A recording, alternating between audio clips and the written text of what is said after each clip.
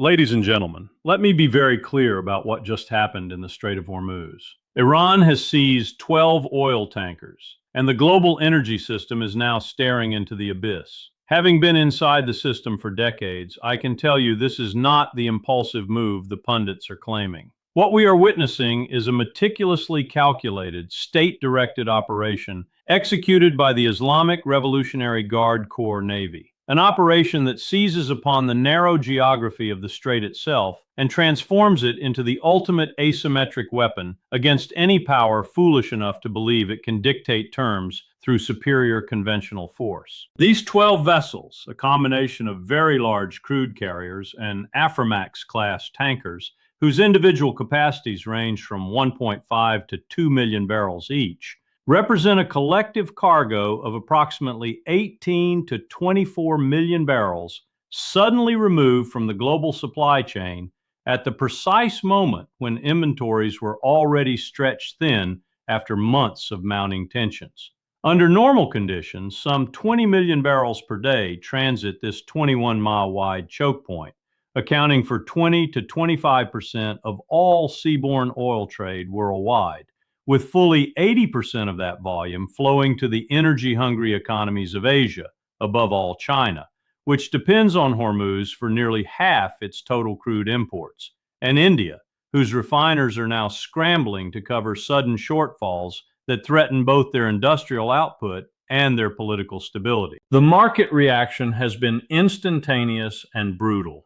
Brent crude and West Texas Intermediate both vaulted past $110 to $120 per barrel in a matter of hours. Shipping insurance premiums for any vessel even considering the route have exploded by 300 to 500%. And major Asian importers have already begun diverting tankers on the long, costly voyage around the Cape of Good Hope, adding 14 to 21 days and tens of millions of dollars in extra freight costs to every cargo. This is not piracy. This is not the act of desperate non-state actors. This is the Islamic Republic of Iran exercising sovereign control over the single most critical artery of global commerce, a control it has effectively consolidated since late February of this year. And it is doing so with the cold precision of a nation that has studied every vulnerability in the Western-led order and decided the time has come to exploit them. But if you think that's the full story, it's not. Having been inside the system for decades, I watched these games played from the Situation Room, and I can tell you the math is brutal for the side that thinks it can bomb its way to victory. The seizure of these 12 tankers must be understood as the direct, rational, and entirely foreseeable counter to the strategic overreach that began on February 28th of this year, when the United States and Israel launched a series of major strikes that crossed every red line Tehran had repeatedly drawn, including the killing of Iran's supreme leader and the destruction of key nuclear and military infrastructure. Washington and Tel Aviv calculated that such a demonstration of overwhelming force would produce rapid capitulation, perhaps even regime fracture, within weeks. They were wrong. Iran responded not with the kind of conventional retaliation that might have played to American strengths, but with the patient attritional logic of its forward defense doctrine, a doctrine that treats the Strait of Hormuz not as a vulnerable passage to be defended, but as an A2AD kill zone where geography, technology, and political will combine to neutralize the vaunted superiority of U.S. carrier strike groups. The historical parallel to the 1980s tanker war is instructive but incomplete. Back then, both sides attacked shipping with mines, missiles, and small boats in a grinding conflict that lasted years and still ended without decisive victory for either. Today, Iran possesses far more sophisticated tools, thousands of anti-ship crews and ballistic missiles, such as the College Far series, whose ranges comfortably cover the entire length and breadth of the strait. Swarms of fast attack boats equipped with anti-ship missiles, loitering munitions, and unmanned surface vessels, and minefields seeded with advanced acoustic and magnetic variants that are extraordinarily difficult to detect and clear. The U.S. Fifth Fleet retains the technical ability to conduct mine-clearing operations. Yet even the most optimistic assessments concede that establishing safe passage for commercial traffic would require weeks, if not months, of sustained effort under constant threat of reseeding by Iranian helicopters and small craft operating from coastal batteries and the islands that dot the waterway. In the meantime, 80% of the oil that normally flows through Hormuz is destined for China, India, Japan, and South Korea, the very economies the United States claims to be protecting through its Indo-Pacific strategy. The irony is exquisite and devastating. Stay with me. This next part changes everything. The execution of the seizure itself reveals the depth of Iranian planning and the utter vulnerability of conventional naval power in confined waters.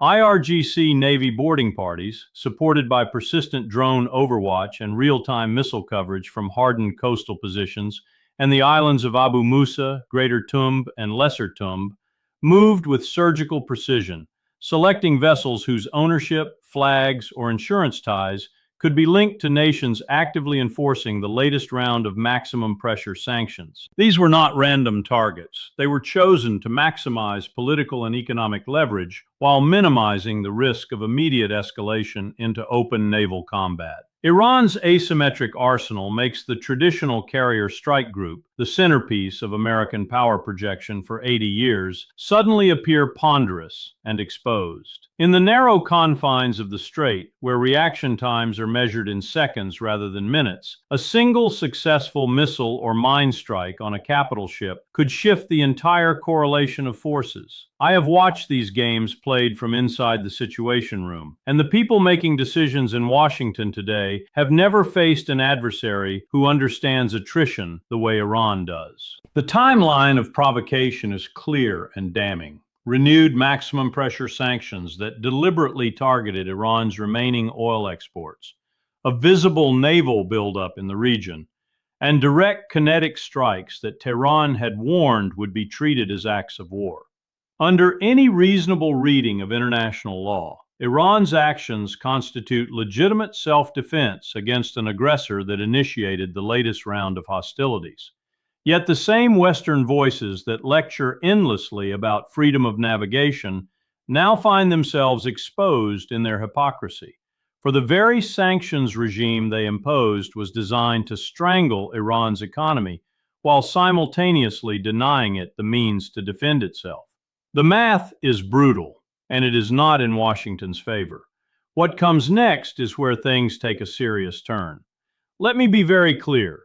The people who told you Iran would fold in weeks have been proven catastrophically wrong. The global market and economic fallout from this single operation already dwarfs most previous supply shocks in modern history. With more than 10 million barrels per day effectively removed from the market and credible pathways to a full closure of the strait if the United States or Israel continue strikes or attempt to force passage, oil prices are poised to test $150 to $200 per barrel within days if Tehran escalates further. The supply shock is equivalent to the largest disruption since the 1973 embargo, yet it arrives in an economy already burdened by post-pandemic inflation, supply chain fragility, and central banks that have exhausted conventional tools. China, which imports roughly half its crude through Hormuz, faces immediate industrial slowdowns and is already quietly negotiating side deals with Tehran to secure exemptions or alternative payment mechanisms outside the dollar system. Europe, already reeling from the secondary effects of higher energy costs and lost Asian demand for its exports, confronts the prospect of renewed stagflation. In the United States, the inflation spike threatens to paralyze Federal Reserve policy at the very moment when political pressure to address cost of living concerns is intensifying ahead of midterm elections. Every $10 rise in oil prices adds approximately 40 basis points to global inflation, according to Dallas Fed modeling, while a 20% removal of supply could shave nearly 3 percentage points off annualized global GDP growth. Shipping rerouting around Africa adds 2 to 3 weeks, and massive bunker fuel costs that will ultimately be passed on to consumers everywhere. The U.S. Strategic Petroleum Reserve releases, even when coordinated with the International Energy Agency's 400 million barrel commitment, are manifestly insufficient to offset a sustained disruption of this magnitude and are politically toxic because they deplete the nation's emergency buffer without addressing the underlying strategic failure. This exposes the catastrophic miscalculation of maximum pressure 2.0.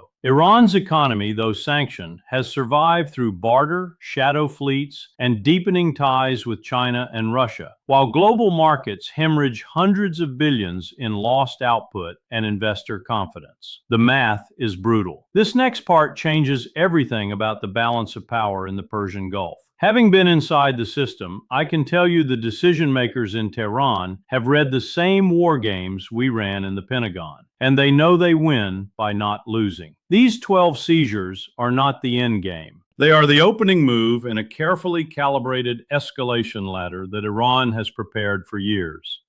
Additional forces, mines, and missile batteries have already been pre-positioned along the coastline and on the islands.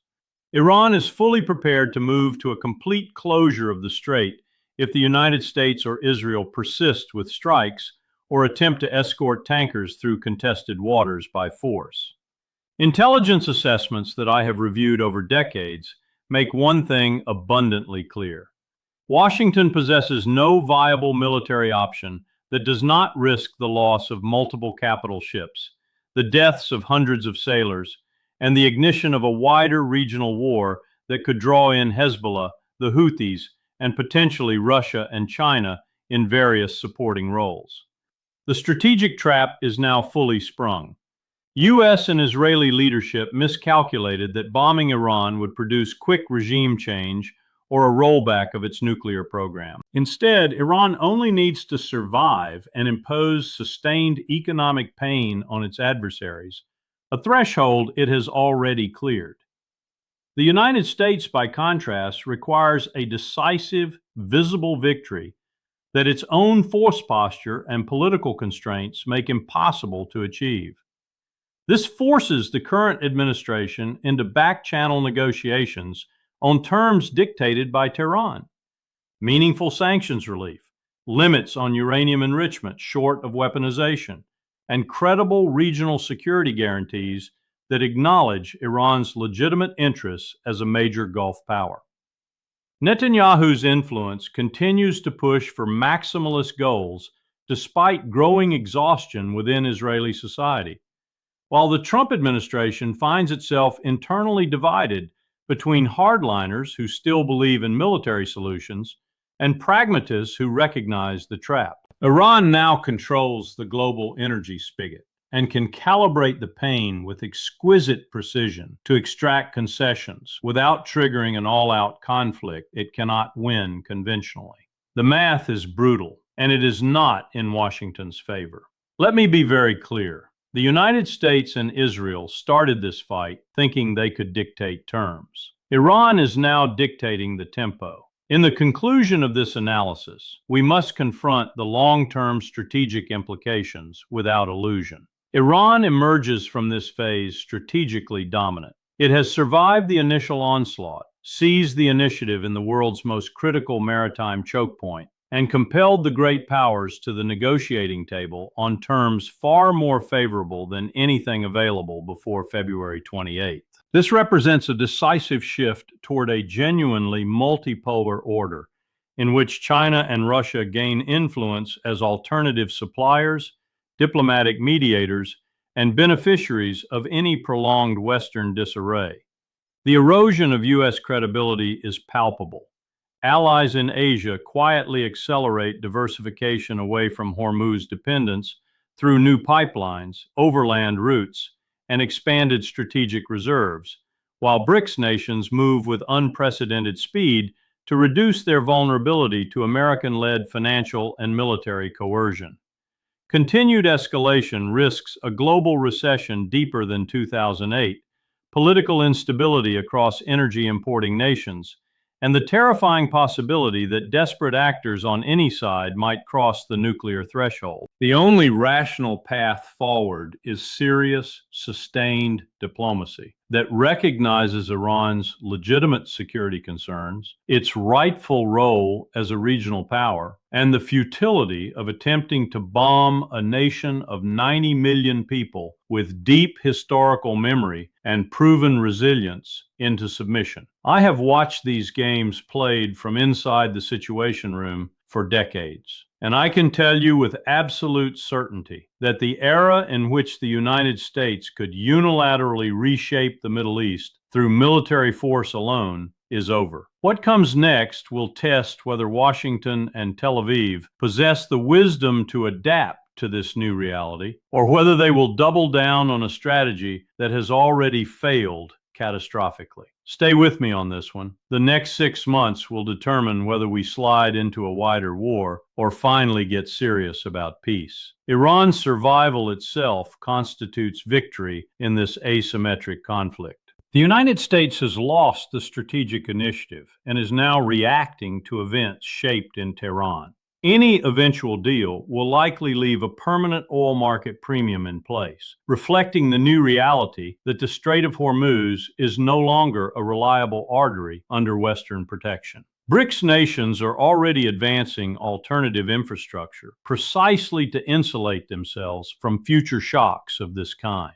The people who told you Iran would fold in weeks have been proven catastrophically wrong, and the consequences of that miscalculation will reverberate for years. This is Lawrence Wilkerson. The situation in the Strait of Hormuz is far from over, and I'll be here breaking it down every step of the way. Hit subscribe, ring the bell, and drop your thoughts in the comments. Do you see Washington backing down or doubling down? I read every one. Until next time, stay informed, stay skeptical, and stay with me.